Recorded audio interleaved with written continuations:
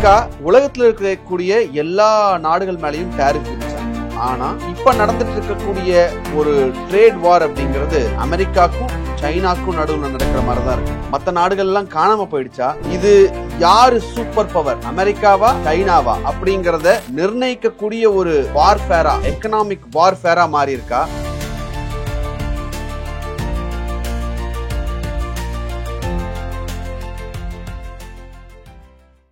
வணக்கம் sir. Sir, இப்போ tariff அப்படின்ற ஒரு விஷயத்த அமெரிக்கா உலக நாடுகள் மீது, எல்லா நாடுகள் மீதும் வைக்கிறாங்க. அதுக்கு சைனா அடிபணிய மாட்டேன் அப்படின்னு நிக்கிறாங்க. இப்போ அமெரிக்காவும் சைனாவும் சண்டை போட்டுக்கிறது நம்ம கண்கூடா பாக்குறோம். அவங்க ரெண்டு பேரும் சண்டை போட்டுக்கிறதுக்கு உலக நாடுகள் எல்லாத்தையும் ட்ரம்ப் இழுக்கிறாரா? இது ஒரு ரொம்ப நாளா அண்டர் த சர்ஃபேஸ் நடக்கிற ரெண்டு சித்தாந்தத்துக்கு நடக்கிற போர். ரைட்டா? இது ஒன்றும் இன்னைக்கு பர்ஸ்ட் அவுட் ஆகல. பைடனும் சைனா மேலே டேரிஃப் போட்டார். பைடனும் சிப்ஸ் ஆக்ட் கொண்டு வந்தார்.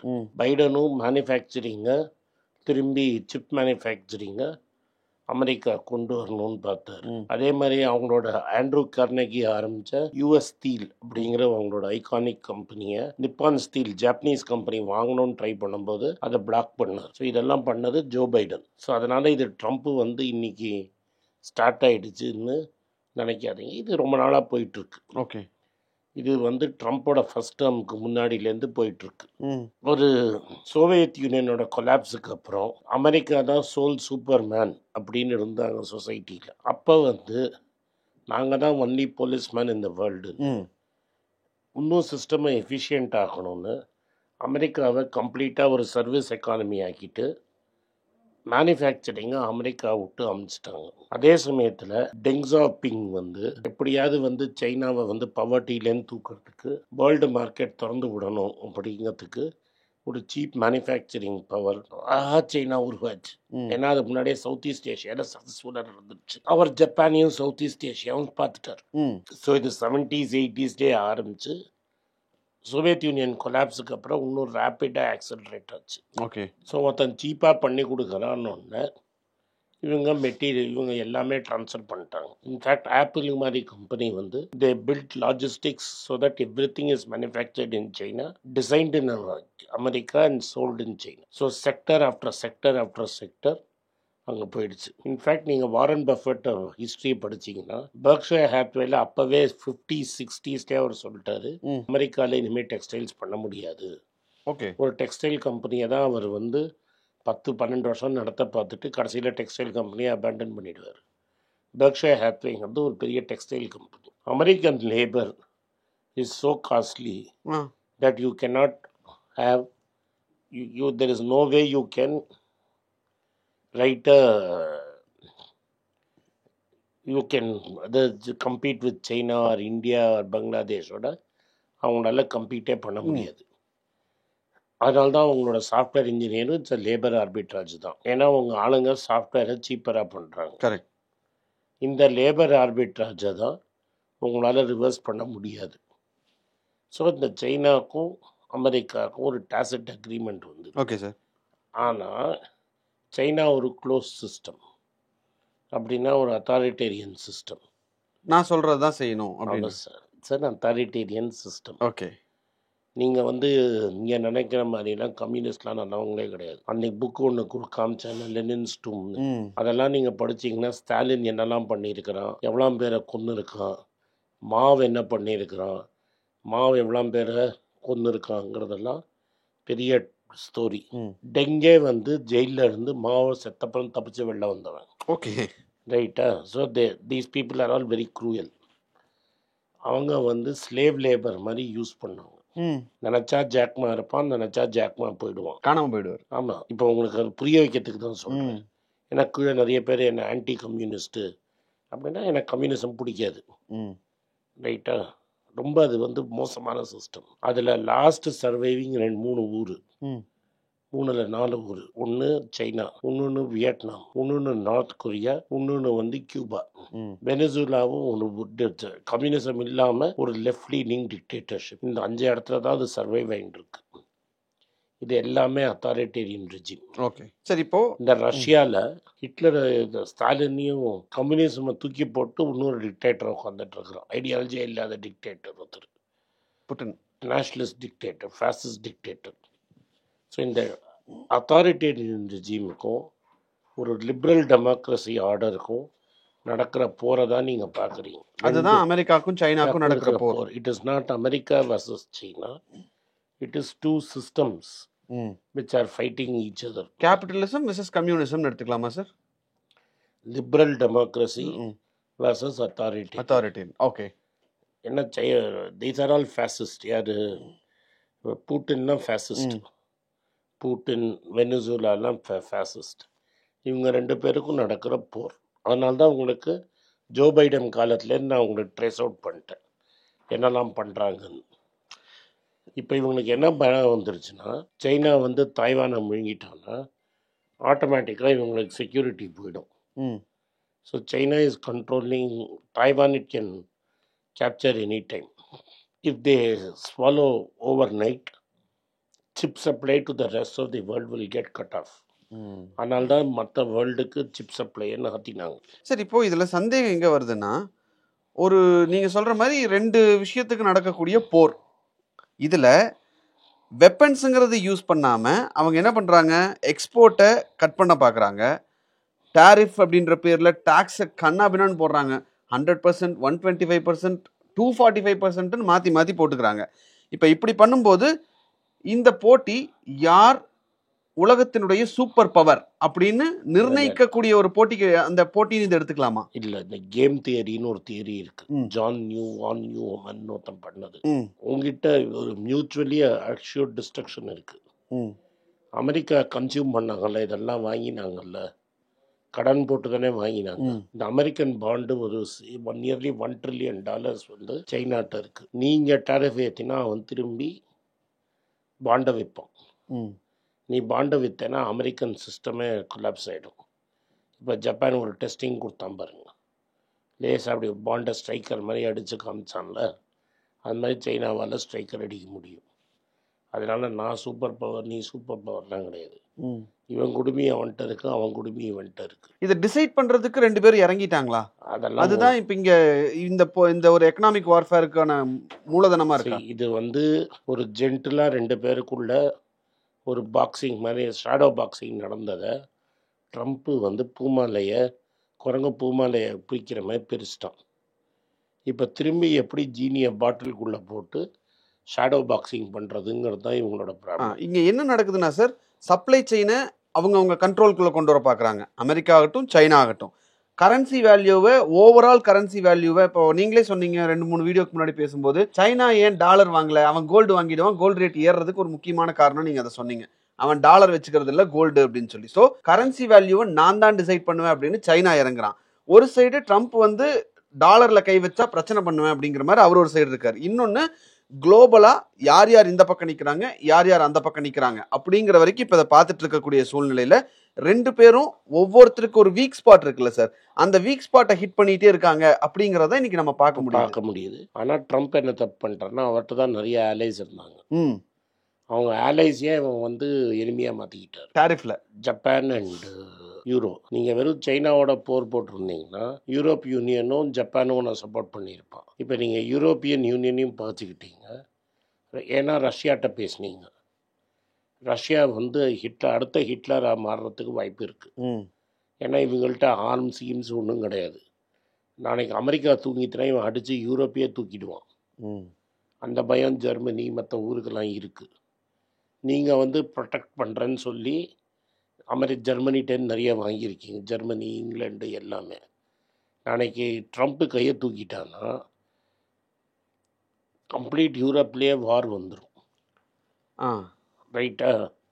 நீ அங்கே தூக்குவேன் மிரட்டினதுனால இன்றைக்கி யூரோப்பியன் யூனியனும் பிரிட்டனும் உன்னை நம்ப மாட்டேங்கிறான்.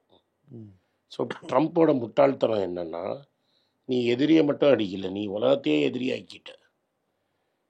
இதோட கான்சிக்வன்ஸ் வந்து இந்தியாலையும் இருக்குது. ரகுராம் ராஜன் இதே பாயிண்ட் தான், சேம் சைட் கோல் போட்டிருக்காரு. ஆமாம், பைத்தியக்காரத்தனம். ஃபஸ்ட்டு தப்பு பண்ணது பைடன். பைடன் வந்து கோல்டு ஏறினதுக்கு காரணம் பைடன். பைடன் டாலரை ஃப்ரீஸ் பண்ணோன்னா தான் இவங்கெல்லாம் டாலரை விட்டு கோல்டுக்கு போனாங்க. இல்லாட்டா கோல்டு இவ்வளோ ஏறி இருக்காது. Thanks to Biden. Thanks to Biden. அதான் நான் சொல்கிறேன், இட் இஸ் அ சித்தாந்த போர். இட் இஸ் நாட் அ இந்த அப்போ எல்லாரும் சும்மா இருந்தாங்க. ஏன்னா Biden was keeping European Union அவர் ஹாப்பியாக வச்சுருந்தாங்க. இவர் எல்லாரையும் எதிரி ஆக்கிட்டாங்க. இப்போ இந்தியாவுக்கு என்ன ப்ராப்ளம்னா, நீ சைனீஸ் ஸ்டீலு அமெரிக்காவுக்கு போயிட்டு இருந்தது இந்தியாவுக்குள்ளே வரும். ஸோ டாடா ஸ்டீலுக்கும் ஜேஎஸ்டிடபிள்யூக்கும் ப்ராப்ளம். ஸோ கவர்மெண்ட் அதுக்கு டேக்ஸ் போடணும், இம்போர்ட்டுக்கானது கவர்மெண்ட்டுக்கு டேக்ஸ் போடணும். இப்போ சைனா அமெரிக்காவுக்கு சப்ளை பண்ண முடியாத குட்ஸ் எல்லாம் இங்கே வந்து இறங்கும். இந்த பனிப்போரோட அட்வான்டேஜ் தான் டாட்டாஸ் எடுத்துக்கிட்டோம். டாட்டாஸ் எப்போதும் ப்ரில்லியண்ட்டாக பண்ணுவாங்க. 200 வருஷத்துக்கு முன்னாடி 150 வருஷத்துக்கு முன்னாடி தப்பாக சொல்லிட்டேன், அவங்க அமெரிக்கன் சிவில் வார் இருக்கிறச்ச அவன் வந்து மில்ல ஆரம்பித்தான். நல்லா புரிஞ்சுக்க, wealth is made in generations. கொள்ளு தாத்தா மில்ல ஆரம்பிக்கிறான். அமெரிக்க காலனி அங்கே ப்ராப்ளமாக இருந்துச்சு. கொள்ளு பேர ஆரம்பிக்கிறான் செத்து போகிறதுக்கு முன்னாடி. சைனாக்கும் அதுக்கும் அடி வருது. நான் எலக்ட்ரானிக் மேனுஃபேக்சரிங்கில் என்டர் ஆகிறேன். இத்தனை நாள் சும்மா இருக்கிறவன் இந்த டைம் என்டர் ஆகிறான். ஐஃபோன் மேனுஃபேக்சரிங்கில் இப்போ மைல் ஸ்டோன் ஃபிக்ஸ் பண்ணியிருக்காங்க. இப்போ ரெக்கார்ட் சேல்ஸ் ரெக்கார்ட் ப்ரொடக்ஷன். எப்படி அதான் எப்படி குளிர்காயிரம் பார் கேபிட்டலிஸ்ட். ட்ரம்ப் என்ன பண்ணிட்டான்னா, இதை சைலண்ட்டாக 10 வருஷம் கொடுத்துருந்தாங்கன்னா இவன் ஆல்டர்னேட் ஆகிருப்பான். ஆல்ரெடி அவன் வந்து மெதுவாக இதை நாற்றி ஏர்பஸ்ஸுக்கு போயிங்க்கு இதுக்கு எல்லாருக்குமே வந்து சப்ளையர் ஆகிருக்கான். இப்போ டாட்டாஸு கேபிட்டலிஸ்ட்டு இன்னொரு ஸ்டெப்பு நடந்துடுச்சு பாருங்கள். இனிமேல் போயிங்கை வந்து நாங்கள் வாங்க மாட்டோம்னு சொல்லிட்டான். அப்புறம்தான் பேச்சுவார்த்தை. இப்போ டாட்டாக்கு இண்டிகோவோட ஃபைட் பண்ணுறதுக்கு பிளெயின் இல்லை. நார்மல் ஃபைட்டாக இருந்ததுன்னா பிளெயின் வரத்துக்கு ரொம்ப லேட் ஆகும். ஸோ ஒயிட் டெயில் பிளெயின்ஸ் அப்படின்னு இருக்குது, ஒயிட் டெயில் ஏர்கிராஃப்ட்ஸ்னு இருக்குது. Okay, that is bowing manufacture பண்ணது சைனீஸ் கம்பெனிக்கு. அந்த சைனீஸ் ஆன்லைன் டெலிவரி எடுக்க மாட்டேங்கிறான். யாராவது டெலிவரி எடுக்கிறச்சா நான் எடுத்துக்கிறேங்கிறான். ஓகே, அதை இப்போ வந்து மெட்ராஸ் டு திருச்சி ஏர் இண்டியாவில் ஃப்ளைட்டே விட முடியாமல் இருந்தது. இப்போ நான் திரும்பி இந்த வாரம் திருச்சி போகிறேன், திரும்பி வருது ஏர் இண்டியா ஃப்ளைட்டில். அவனுக்கு போய் A350 அவனுக்கு வந்து போயிங் ஃப்ளைட் இறக்கினே இருக்கிறான். ஏன்னா போயிங் சைனீஸ் கம்பெனிக்கு கொடுத்த ஆர்டர்லாம் கேன்சல் ஆகி இங்கே வந்துட்டுருக்கு. ஸோ ஹவு உனக்கு எப்படி குளோபலி இன்டர்லிங்க்டுன்னு சொல்கிறேன். எ fight between China and America is helping this company twice. So capitalist எப்படி குளிர்காயனான்னு நீங்கள் புரிஞ்சுக்கணும். இப்போ ஆல்ரெடி 25 பிளேன் வந்து இறங்கி he is competing with indigo. தைரியமாக வந்து நின்று பேச ஆரம்பிச்சிட்டான் இண்டிகோட்ட. இன்னும் ஒரு 50 ஒயிட் இந்த வாரத்தோட ஒயிட் டெயில் ஒரு ஆர்டிக்கலே இருக்குது எக்கனாமிக் டைம்ஸ் பிஸ்னஸ். இனிமேல் ஒயிட் டெயில் வராது, என்ன பண்ணுவேன் அப்படின்னு கேள்வி கேட்டான். ஸோ அவன் பிளெயின் வரத்துக்கு டிலேன்னு அவன் ஃபோன் இந்த ஆர்டிக்கல் வந்து ஒரே வாரத்தில் சைனா என்ன சொல்லிட்டான், நாங்கள் போயிங்லேருந்து பேன் அப்படின்னு. ஸோ இந்த 10 மாதம் நீங்கள் நெகோஷியேட் பண்ணிங்கன்னா 10 மாதம் நெகோசியேஷன் போச்சுன்னு வைங்க, இவனுக்கு ஒரு 100 பிளேன் எக்ஸ்ட்ரா கிடைக்கும். ஸோ ஒரு இடத்துல அவருக்கு ஸ்டீலில் ப்ராப்ளம்மு, ஒரு கேபிட்டலிஸ்ட்டுக்கு ஸ்டீலில் ப்ராப்ளம்மு. இன்னொரு சைடில் வந்து ஒரு புது பிஸ்னஸே கிடைக்கிது எலக்ட்ரானிக்ஸுன்னு. சைனா +1 ஸ்ட்ராட்டஜியில் பிளெயின் கிடைக்கிது to compete with IndiGo. So எப்படி இந்த fight between 2 countries is helping the capitalist third கண்ட்ரிங்கிறத நீங்கள் புரிஞ்சுக்கணும். ஓகே சார், அதான் இப்போ எப்படி ஆயிடுச்சுன்னா சைனா வந்து எல்லாத்துக்கும் ஒரு ஃபேக்ட்ரியாக இருந்தது. இப்போ அவனே இறங்கி நானே இனிமேல் ரீட்டைல் பண்ணிக்கிறேன், கெட் அவுட் அப்படின்ற ரீட்டைலில் கெட் அவுட்லாம் பண்ண முடியாது. ப்ளஸ் சைனாவோட China state is rich, people are poor. India is poor but people are middle class. So நீ கன்சியூம் பண்ணுற மாதிரி சைனாவால் கன்சியூம் பண்ண முடியாது. So China has to find a way. China வந்து ஒரு வழி கண்டுபிடிக்கணும், ஹவு டு ரிவார்ட் பீப்புள் தேர்னு. When you start rewarding people, reward பண்ணிடலாம், ஈஸியாக பணம் ட்ரான்ஸ்ஃபர் பண்ணலாம். பட் ட்ரான்ஸ்ஃபர் ஆகிடுச்சுன்னா அவன் பொலிட்டிக்கல் இண்டிபெண்டன்ஸ் கேட்பான். ஒன்ஸ் அவன்கிட்ட காசெல்லாம் நிறைய வந்து அவனும் கன்சியூம் பண்ணுறான், கம்யூனிஸ்ட் பார்ட்டிக்கே ப்ராப்ளம் ஆகிடும். So which he does not want to let go. So China has its problems, America has its problems. Profits. Okay sir. இப்போ இதை வந்து இப்படி மார்க்கெட்டை வச்சு நான் கேட்கறதுக்கும் எனக்கு ஒரு சின்ன சந்தேகம் இருந்தது. நீங்கள் லாஸ்ட் இயர் வந்து என்ன சொன்னீங்க, மார்க்கெட் வந்து ஓவர் வேல்யூடு, ரொம்ப நாளாகவே அது ஓவர் வேல்யூவாகவே இருக்குது அப்படின்னு சொன்னீங்க. இப்போ மார்க்கெட் கம்ப்ளீட்லி ஓவர் வேல்யூட், அதுக்கு ஒரு ரீசன் வேணும் ஃபால் ஆகிறதுக்கு. இதை ஒரு ரீசனாக எடுத்துட்டு அது ஃபால் ஆகுதா, இல்லை மார்க்கெட் ஓவர் வேல்யூடாக இருக்குது, மார்க்கெட்ஸ் நீட் ரீசன்ங்கிறதுக்காக இந்த மாதிரி ஒரு பிரச்சனையை உள்ள திணிக்கிறாங்களா? ஏன்னா இங்க நடக்கிறது ரெண்டு சித்தாந்தம் நீங்க சொல்லிட்டீங்க. அதெல்லாம் கிடையாது. இந்த சித்தாந்தம் மார்க்கெட்டு வந்து பைடன் டைம்லேயும் நடந்துட்டு இருந்தது. ரைட்டா? மார்க்கெட் விழுறது ஏன்னா மார்க்கெட்டுக்கு ஜென்யூன் ஃபியர். இத்தனை நாள் வந்து 30 இயர்ஸா என்ன ஃப்ரம் 91 என்ன ஃபீலிங், எங்க 2 பேரும் நான் இனிமே வந்து அமெரிக்கா தான் சூப்பர் பவர், இப்போ இன்னொரு சூப்பர் பவர் எமர்ஜ் ஆயிட்டானோங்கிற பயத்தினால மார்க்கெட் விழுது. But China is not the super power. ஏன் China is not the super power நீங்க புரிஞ்சுக்கணும்னா, சைனாக்காரனே அமெரிக்காவுக்குள்ள என்ன விடுங்கிறான். The Chinese don't want to live in the சைனீக்காரனே. It is because of the authoritarian. தாய்லாண்டில் இருக்கிறான், ஜப்பானில் இருக்கான், சிங்கப்பூரில் இருக்கான். டூரியன் பாஸ் மூலமா அமெரிக்காவுக்குள்ள ஓட பார்க்குறான். இப்போ ட்ரம்ப் சொல்லி நான் ஒரு 20 லட்சம் சைனாக்காரனை உள்ள விடுறேன்னா அடுத்த நாளே சைனாக்காரன் ஓடி வந்துடுவான். அதனால் ஏன் கிரிப்டோவை பேன் பண்ணியிருக்கான் சைனா? இதுதான் கிரிப்டோ ப்ராப்ளம். பிட்காயினை சைனாவில் வாங்கி பிட்காயினை அமெரிக்காவில் விற்கிறான். ஸோ சைனாவில் காசு ஜாஸ்தி, பிட்காயினுக்கு ஆர்பிட்ராஜ் இருக்குது. அமெரிக்காவில் சீப்பர், இதில் காஸ்ட்லியர் பிட்காயின். அப்போ சைனாக்காரன் என்ன பண்ணுறான், இருக்கிற வெல்த்தெல்லாம் விற்று பிட்காயினாக மாற்றி அமெரிக்காவில் இருக்கிற சொந்தக்காரனை அந்த பிட்காயினை வந்து டாலராக மாற்றி, உனக்கு புரிஞ்சுதா இல்லையா? நான் சைனாவில் மாட்டிக்கிட்டேன்பா, நான் நிறைய கரப்ஷன் பண்ணி காசு சம்பாதிச்சிட்டேன், இப்போ எனக்கு வெளில போகணும், என் சொந்தக்காரன் ஒருத்தவங்க இருக்கிறான் அமெரிக்காவில், நான் என்ன பண்ணுவேன், இங்கே பிட்காயின் வாங்கிடுவேன், அந்த பிட்காயின் அங்கே ட்ரான்ஸ்ஃபர் ஆகி அவன் என்கேஷ் பண்ணிடுவான். ட்ரேஸே பண்ண முடியாது unless FBI can trace. FBI ஏன் ட்ரேஸ் பண்ணுறான்? ஏன்னா பணம் உள்ளே வருது. ஸோ பணத்தை ட்ரான்ஸ்ஃபர் பண்ணி மாடர்ன் ஹவாலா தான் அது. அதனால தான் சொல்கிறேன், they will not allow bitcoin to சக்சீட்னு. அங்கே டாலராக மாற்றி அவன் பிஸ்னஸ் செட் பண்ணுறான். இவன் எப்படியாவது தப்பிச்சு ஓடி போய் அங்கே settle ஆகிப்பான். So the wealthy Chinese don't want to live in China anymore. So அதுதான் ஃபண்டமெண்டல். மக்களே ஊரை விட்டு ஓடுறான்னா நீ என்ன பெரிய வெல்த்தியாக இருந்தால் என்ன யூஸ்? இன்னொரு ப்ராப்ளம் சைனாக்கு, சைனாவோட population is suddenly falling and falling faster then Japan. So slave லேபரும் இருக்க மாட்டான், நீ என்னத்தை மேனுஃபேக்சர் பண்ண? அப்போ நீங்கள் சொல்கிறத பார்த்தா அமெரிக்காவுக்கும் சைனாவுக்கும் இந்த நடக்கக்கூடிய ஒரு வார்ஃபேர், எக்கனாமிக் வார்ஃபேரில் China is not going to win அப்படிங்கிறது ரொம்ப ஓப்பனாக இருக்கு. 100% வின் பண்ண மாட்டோம். அது என்றைக்குமே அத்தாரிட்டேரியன் சிஸ்டம் ஜெயிச்சதே கிடையாது. It may fall today, it may fall 10 years from now, it may fall 70 years from now. 1917 வந்த Soviet union collapsed in 1991. So any system where people don't have a voice in government will not survive. Okay sir, fine. So அமெரிக்காவுக்கும் இது வந்து world லெவலில் அவர் tariff போட்டுட்ருக்காருன்றது ஒரு பிம்பமாக இருந்தாலும் நிஜமாக சண்டை போட்டுட்ருக்கிறது அமெரிக்காவும் சைனாவும் தான். மற்ற நாடுகள்லாம் ஓரமாக தள்ளி நின்ட்டாங்க. உண்மையிலேயே அமெரிக்காவை எதிர்த்து பேசுறதுக்கு அவங்களுக்கு ஒரு திராணி இல்லை அப்படின்ற மாதிரியான சிச்சுவேஷன் தான் பார்க்குறோம்.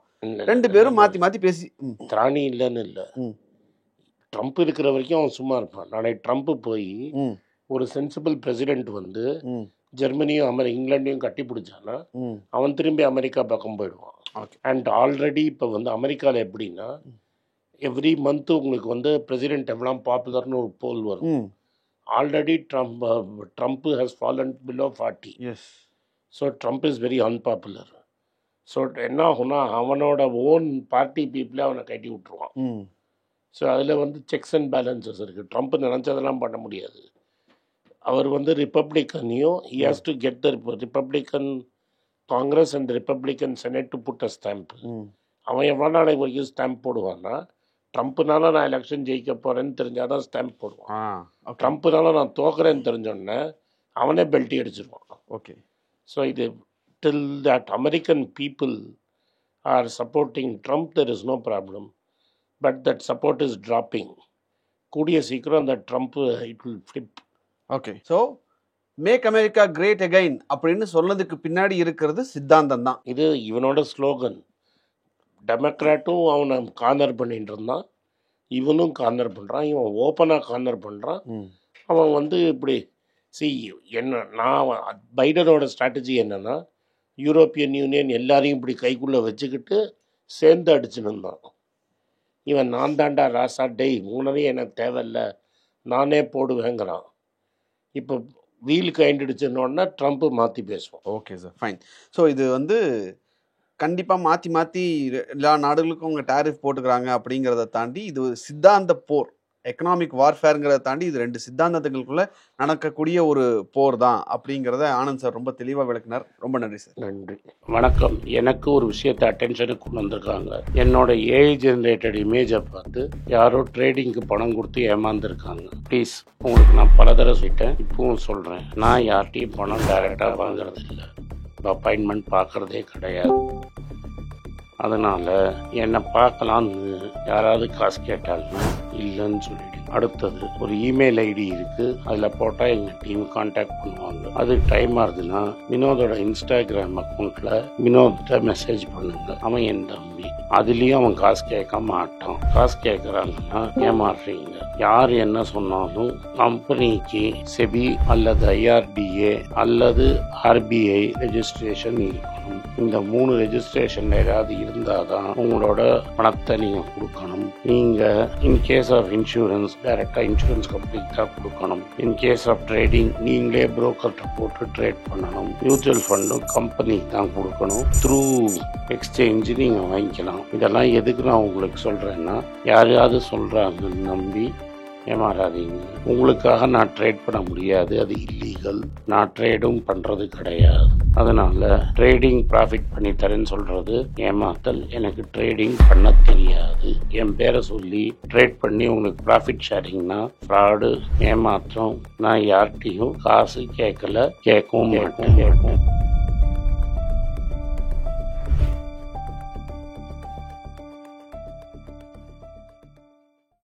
வணக்கம், இது ஆனந்த் ஸ்ரீனிவாசன். இது என்னோட பர்சனல் சேனல். மணி பேச்சுக்கு தனியாக ஒரு சேனல் இருக்குது, அது டெலிகிராஃப் சேனல். இது என்னோட பர்சனல் சேனல். நான் என்ன நினைக்கிறேன், நான் தத்துவ பேச்சை பற்றி என்ன பேசுகிறேன், நான் பொருளாதாரத்தை பற்றி என்ன நினைக்கிறேன், ஜென்ரல் பொருளாதாரத்தை பற்றி நினைக்கிறேன், என் ஐடியாலஜியை பற்றி நான் என்ன நினைக்கிறேன், என்னோட ஃபிலாசபி, என்னோட நம்பிக்கை, ரமண மகரிஷி, சார்லி மங்கர் பற்றிலாம் என்ன நினைக்கிறேன்னு இதில் பேசுவேன். இதில் வீடியோ அப்டேட் அப்பப்போ வரும். நீங்கள் சப்ஸ்கிரைப் பண்ணிங்கன்னா என்ன நீங்கள் பர்சனலாக ஃபாலோ பண்ணுறீங்க. இது மணி பேச்சு இல்லை, இது இன்வெஸ்ட்மெண்ட் இல்லை.